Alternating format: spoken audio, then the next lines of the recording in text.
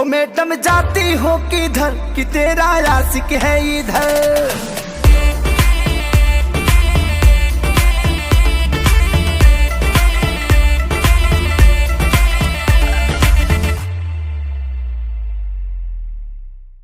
नमस्ते, प्रणाम। मैं किशोर लाल यादव आप सबको पैर छू के प्रणाम कर रहा हूं। और अभी आप लोगों ने मेरा टीजर देखा। ये पूरा गाना बहुत जल्दी आप सबके बीच में वायरल के माध्यम से आ रहा है, वायरल के चैनल पे आ रहा है।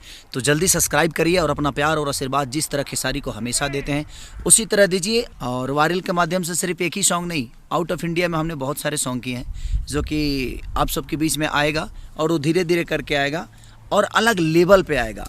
एक लिट्टी बेचने वाले बच्चे को आप लोगों ने इतना प्यार दिया, उसी तरह आपका ही चैनल है वायरल, ये हमारा और किसी और का नहीं, आपका चैनल है। तो इसको भी बड़ा करना आप सबका दायित्व बनता है, जिस तरह खेसारी को आपने बड़ा किया। तो लव यू गाइस, जितने भी लोग हैं सबको दिल से प्रणाम। और आप ऐसे ही प्यार और आशीर्वाद अपने बेटा खेसारी पे बनाए रखिए।